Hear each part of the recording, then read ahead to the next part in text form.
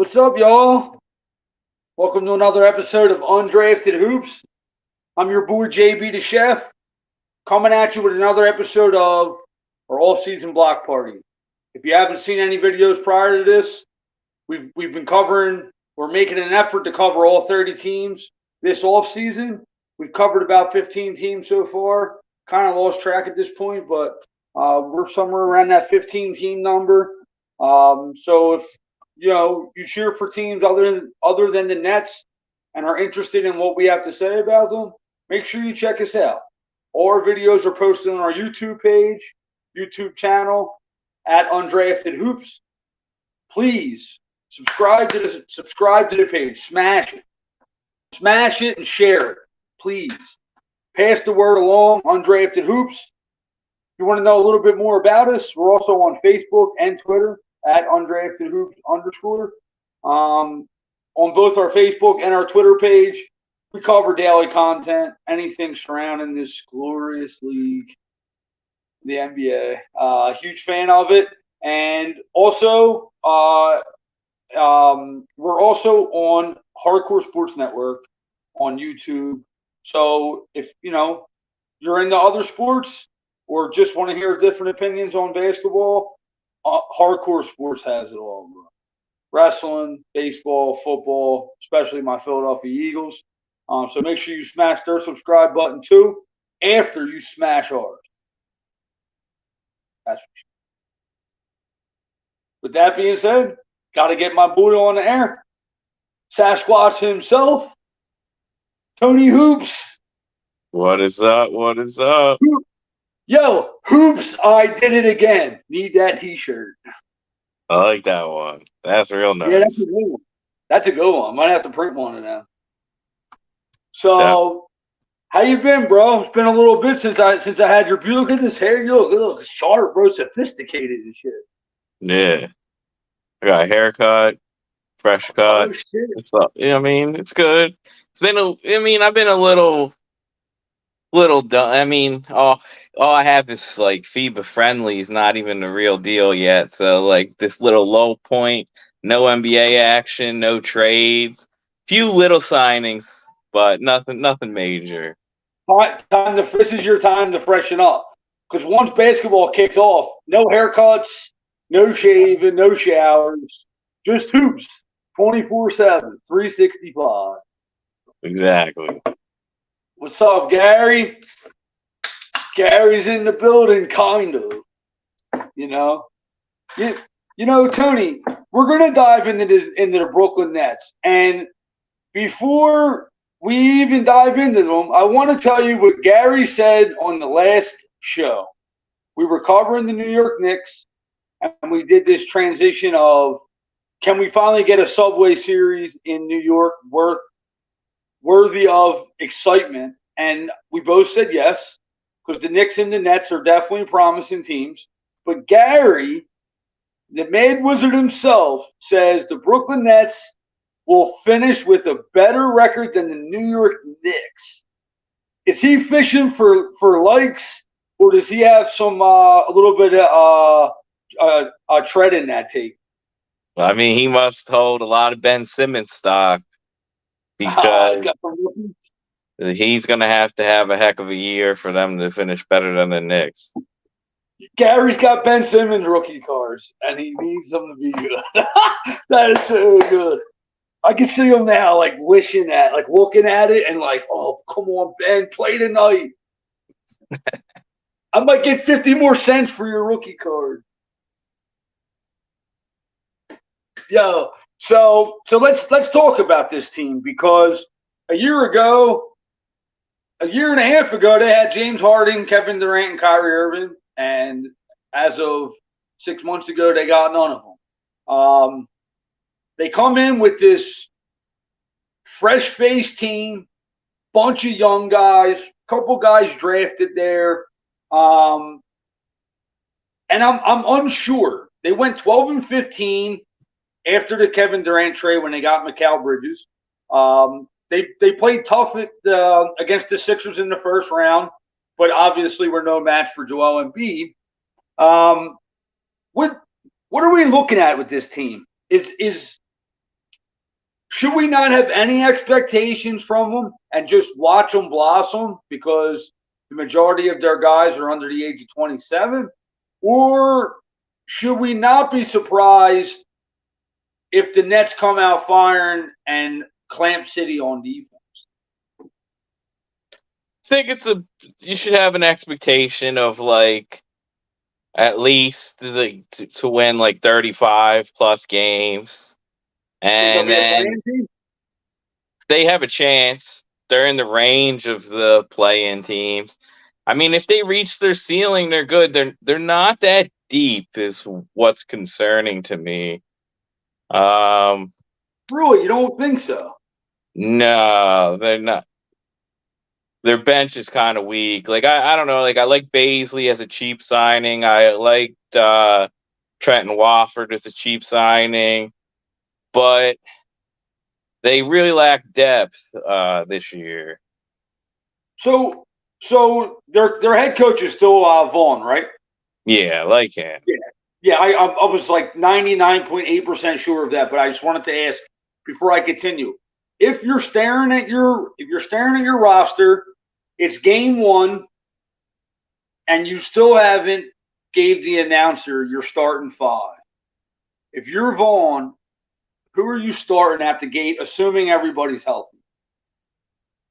If everybody's healthy, we got Dinwiddie, Bridges, Cam Johnson, Dorian Finney-Smith, and Claxton.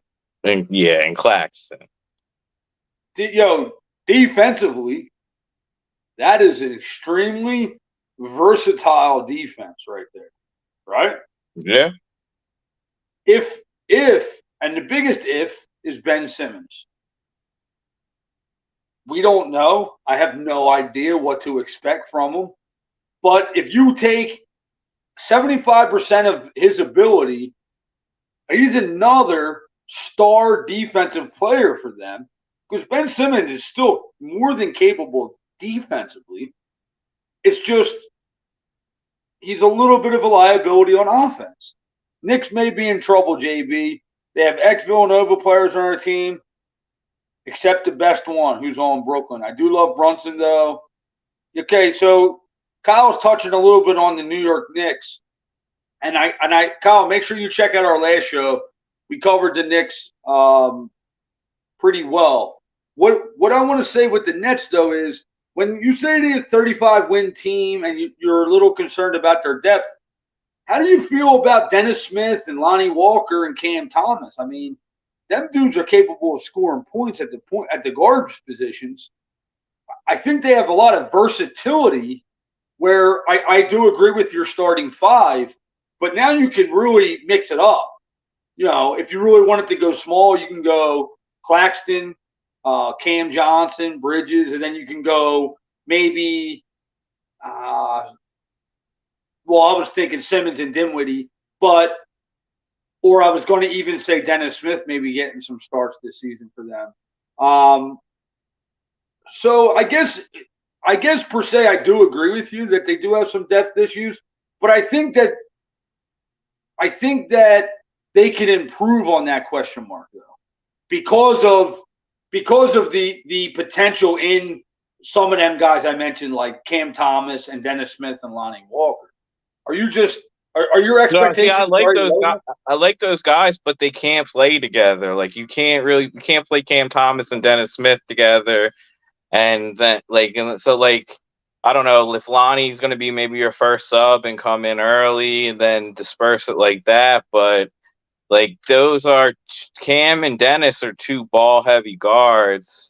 Neither are very good off ball, and they don't shoot well. And then if you're running the second unit with Ben too, then you have no shooting.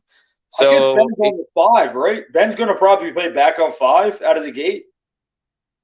Yeah, backup five or I don't know. It really depends on what's his name has.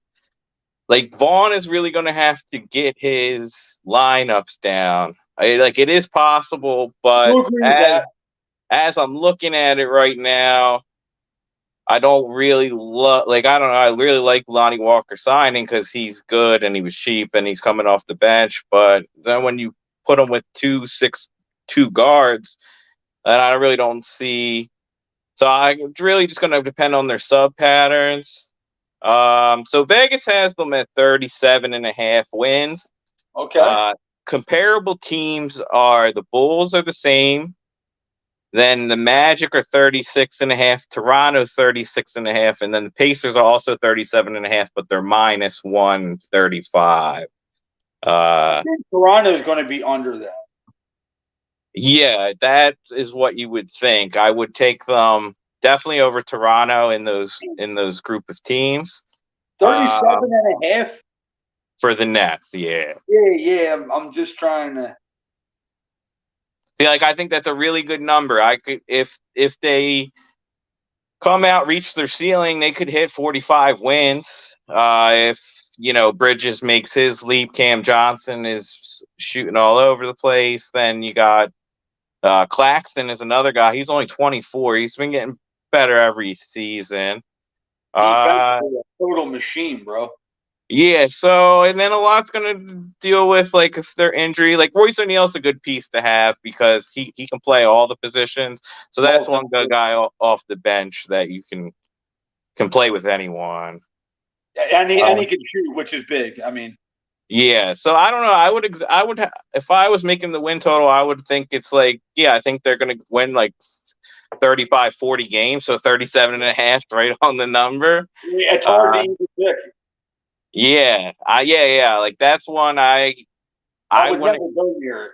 Yeah, I would never go near it. And I mean, I like this group. Like, I'm rooting for this team. A lot of guys that I like. And like in Dennis Smith last year, like, he was actually one of the best on-ball defenders in the league. Yeah, he didn't play that much, but that's something. Like, everyone was saying, have fun in China, have fun in China. Yeah. Hey, the guy's making $2 million on an NBA team and still only 25 years old. So, and he had tremendous upside when he was drafted. So I know something you have said a lot of times is as this league's progressing, you actually expect certain guys that maybe have a late blossom because of how hard it is. Like, yeah, you might have been great between 16 and 19, but then you're going to hit a wall. Like, holy shit, there's some talented fucking people in this league. And then you kind of figure it out because, like, yes, you had to keep that. That's kind of where I'm at with a guy like Ben Simmons. He was dominant his whole career, but played his whole career based off of athleticism. And then once the league said, well, this is what he can't do, so when he gets the ball in his hands, we're going to defend him this way. And if he doesn't change or get better, then he is who he is.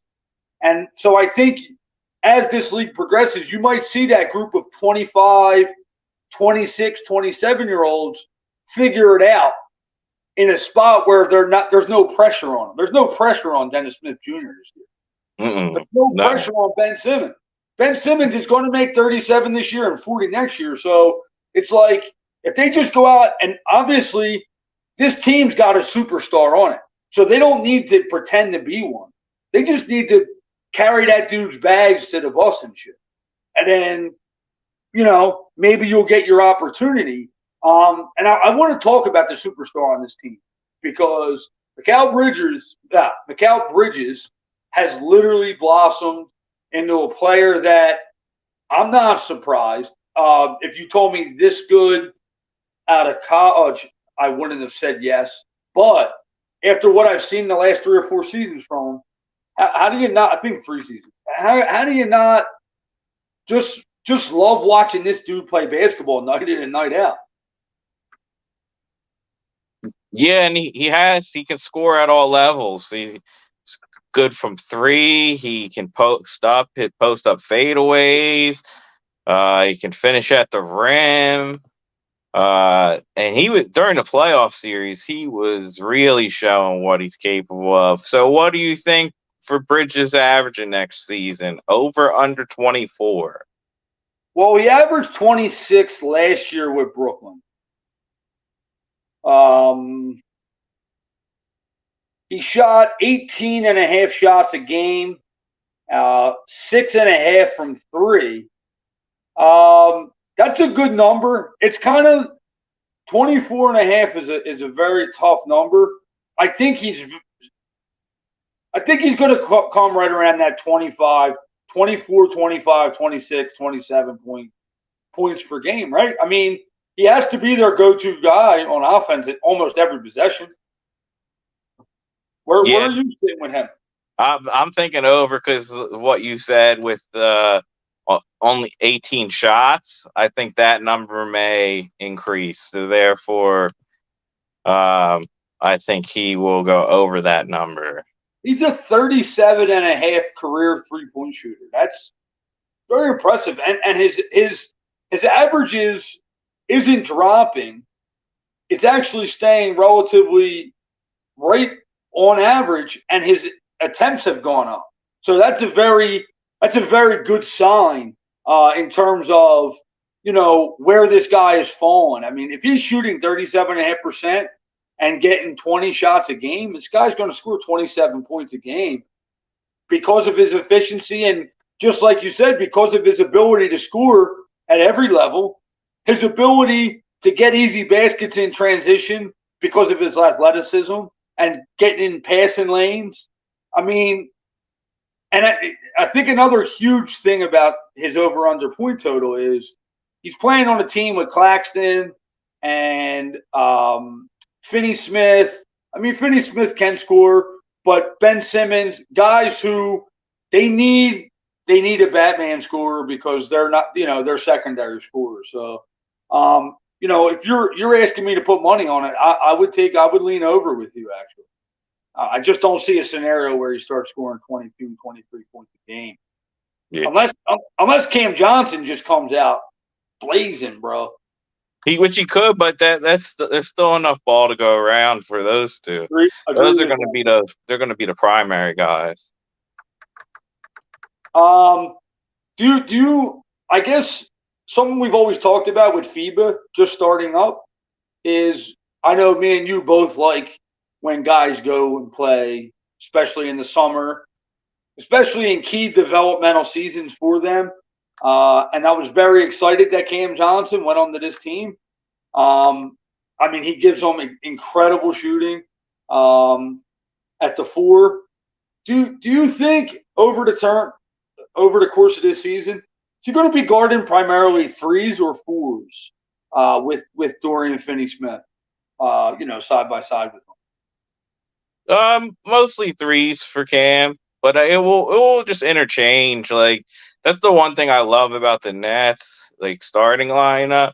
You can, like, those three can really trade off of who's covering who, like Bridges, Johnson, and Finney-Smith.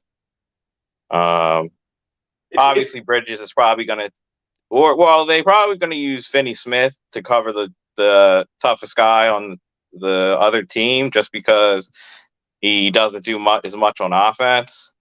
So, like, that will be his role. It doesn't really matter. I don't think who Cam's covering. I think he can cover three. I think playing the FIBA will make him cover bigger guys because the United States goes small a lot. So he'll learn to play against big fours. So just as a little side note, I want to make sure I throw this in this conversation.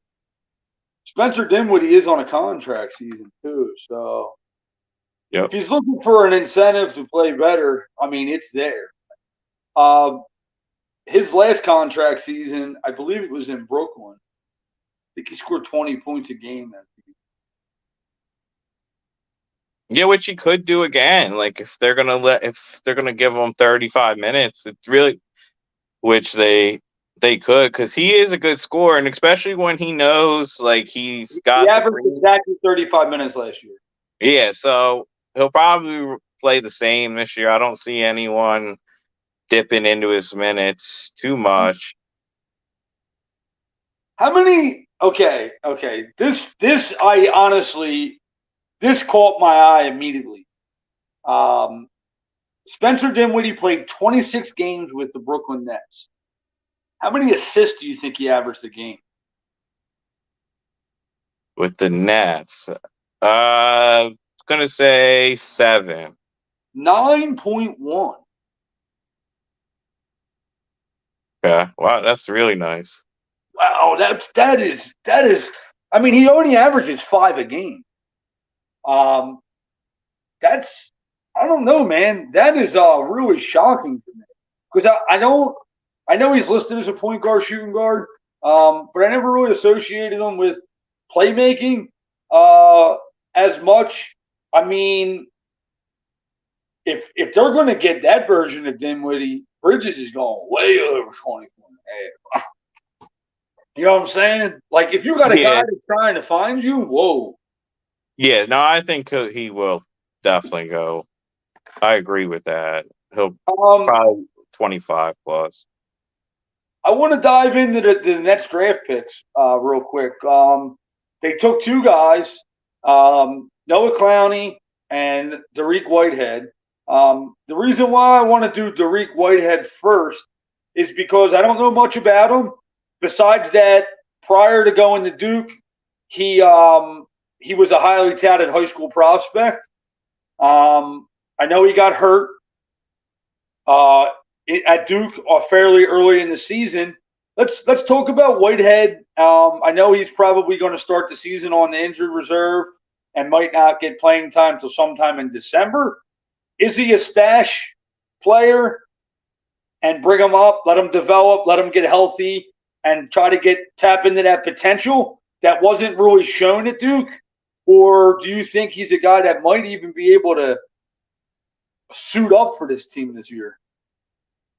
No, it's going to take a while because he's already had 2 foot surgeries. And the Nets just performed the second one. Yeah, so he's I don't know, he's had a lot of injury concerns, but he was top 10 coming out of high school projected. He has a good jump shot. Like, he has skills, but they said he shot 42% for Duke. Yeah. Yeah, he can shoot it, but it's tough when you're losing, the key years of development, and then like at Duke, he was battling through it. Like, he didn't look right. Obviously, he's getting the second surgery. Yeah. So, I mean, it's a good pick because the Nets aren't going to the title. So, yeah, and they have a really good G League team, and every year they're competitive. So he'll get his work down there, and if he's ahead of schedule, then maybe he could. But the injury concern. But that's why he fell too. So that's what it. I mean, they say he's primarily a catch and shoot player right now. They said he's not really creating a lot of points off of the dribble, especially in the paint. I mean, if you're looking for a team that needs a catch and shoot guy, it's Brooklyn. I know he's a little bit taller too. I believe he's like 6'4", 6'5". He's at least 6'5". Yeah, 6'5". So in terms of fit, I mean, 6'7".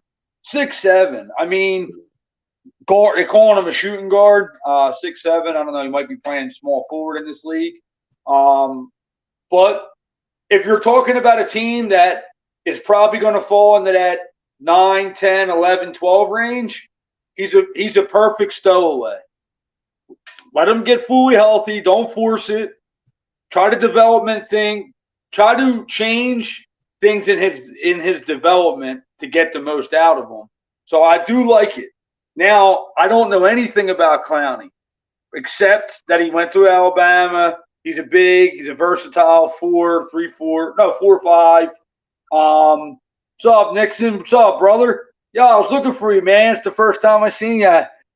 If you're just chiming in, make sure you go back, man. This show's been pretty tough. So, Tony, give me a little bit about Clowney. So he's another one. Will definitely be in their G League system. Will take a while. He's like super raw. He averaged 10 point or 9.8 points, 7.9 rebounds. less than an assist a game, like almost a block, and he shot almost hit about he hit 0.9 threes a game, but he took 3.5. So he's gonna try to shoot. His jumper isn't broken, but this kid's got a lot of work. But when you're the Nets and you're picking that late in those rounds, and you trust your G League system, like those are the guys they should pick. Is So he, I is he mean, comparable to Claxton? no, because he's going to try to stretch more, Clowney. Yeah, they said Like he got like 3 or 4 a game in college. he shot 3.3, but he only made little less than one. So he was 28%, but his progression is going to be a lot On a good different. team though. Alabama's tough this year. Yeah, they were a 1 seed. They were a very good team. Yeah, yeah. So like he wasn't just going up there and jacking shots. But like I just think that's what he'll be working on a ton. And I don't know. We'll probably see Sharp before we see Clowney this year, and then. But I'll follow these guys in the G League, like, and I don't know. I like the style of picks by the Nets. High upside, late first. Let's say we think we have some of the best player development guys in the world. We're going to try to make them into something. So I think they're pick the right kind of guys, but I don't expect huge seasons from them. Absolutely. I think with especially with the guys in place on their roster currently, it's kind of like you said, stow away, build, try to bleed the potential out of them. I want to touch on something here because we mentioned Cam Thomas, but it was brief. We got a comment from my boy Ronald here. He says he was really impressed by Cam Thomas, dropped multiple 40, 30-point games, but everyone seems to act like it's a fluke. What am I missing? He's a horse who could score with range. Why? You obviously mentioned Cam Thomas not as a starter. Why is Cam Thomas not getting his flowers? Is it? Yeah, I want you to tell me. It's because he's 6'3", undersized. Doesn't he's a liability on defense, and he doesn't really play off ball. So it's like, is you gonna let this guy come in and he averaged under assist and a half. So he doesn't really pass the ball. It's like, are you gonna let this guy take all your shots, or are you gonna go with Mr. Dinwiddie, who averaged 9 assists, and get Cam Johnson good shots and Bridges good shots? So I agree. Like, I think Cam Thomas, if you put him on a tanking team and said, here, go score, guy could average 25 points in the NBA. But it's not necessarily translate to wins. Yeah. So these type of guys, they usually, they come off the bench and they're usually popcorn scorers, but they're not given the keys to, take 20 shots a game and light it up. Like, I don't think his scoring is a fluke at all. I just think it's just how the basketball is transitioned. It's a team game more than an individual one. Scored in February. He scored. Hold up.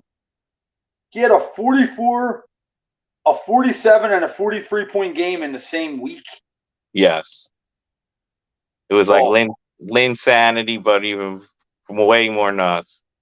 And then tough shots. He can score in like he can score off of 1 foot. His scoring package. Hold up. And one of the games I want to mention, he was minus 20 and the Nets lost to the Sixers.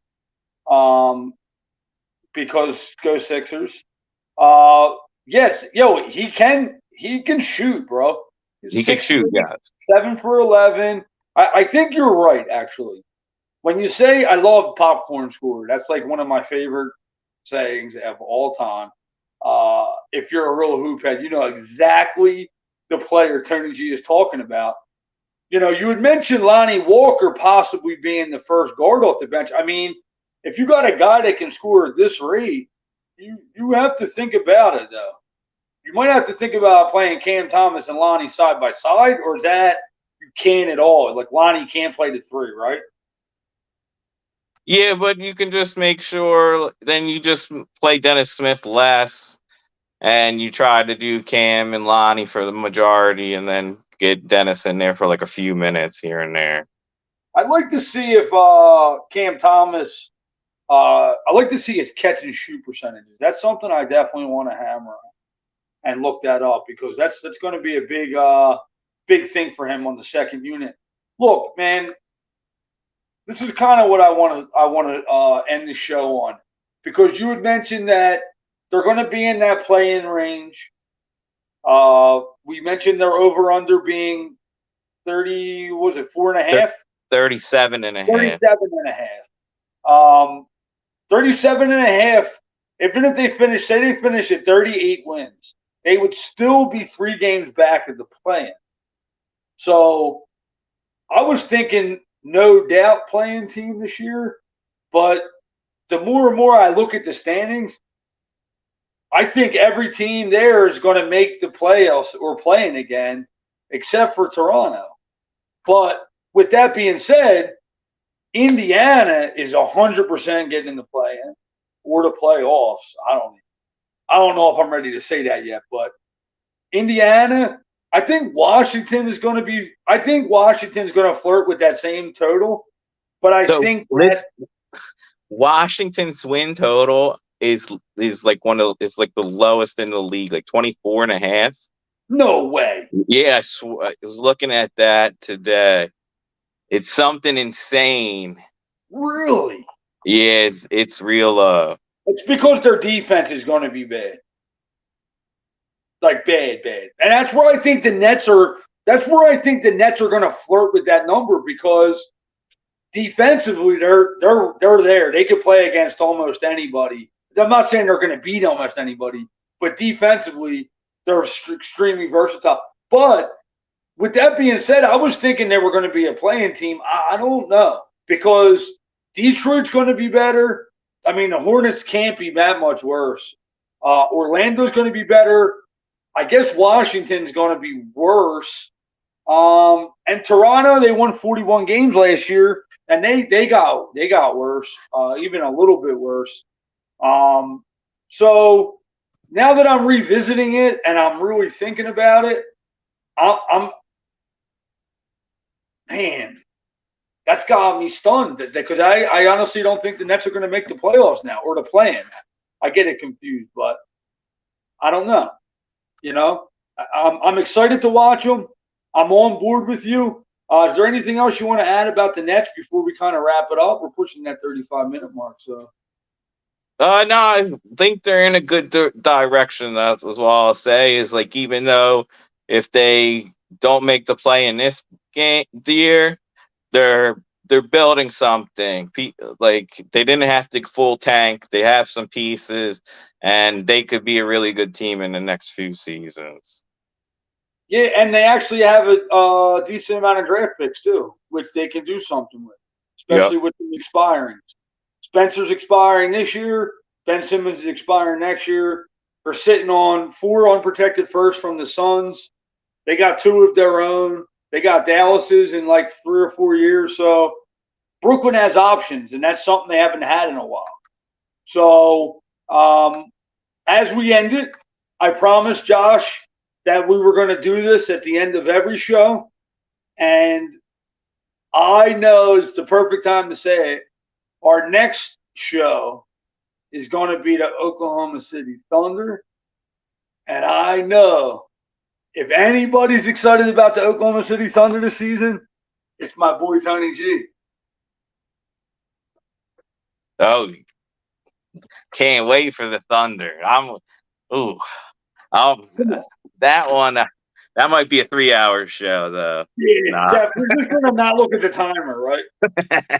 Yeah, I might talk an hour on Chet alone. So I might get Chet's birth certificate for that game. I want to look at it. I want to see his like footprints and stuff. I want to dig deep into OKC, bro. That's one I'm really, really excited for. Actually, I don't want to expand too much on it, but what's their over under next season win total? 43.5. Whoa. 43 and a half. So All right. it's the same as like the Timberwolves and some other good team. Same as the Kings. Whoa. So yeah. Wow, that's so I'm gonna sleep on that. That's an Yeah. interesting number to sleep on. I might be up all night now. Just thinking about you know what I mean? Like something's wrong with me. But yo, I want to thank you for coming on the show. You know, my man, Tony Hoops, Sasquatch himself, dropping the knowledge. Don't get used to this haircut because it ain't gonna last long. Yeah, it ain't lasting. Let's go. See Appreciate you, brother. Yo, Josh Isles. He felt Josh Isles in the background. Josh, I was going to throw shade, but I love you, bro. My man Ronald, yo, I'm happy you enjoyed it. And if you know anybody that might be interested, make sure you share it, man. It's much appreciated. If you haven't subscribed to our YouTube channel yet, make sure you do that too. We're pushing, I think, 115 followers, so might seem like a little to you, but it seems like a mountain to us. So we appreciate every one of them follows. If you enjoyed the show, share it. Make sure you click on our Facebook, Undrafted Hoops, Twitter, Undrafted Hoops _. Whatever social media floats your boat, we'll try to be on there. But other than that, it's your boy, JB the Chef, signing off. Appreciate you. Fuck the Celtics, no matter who else you cheer for. Fuck the Celtics, baby.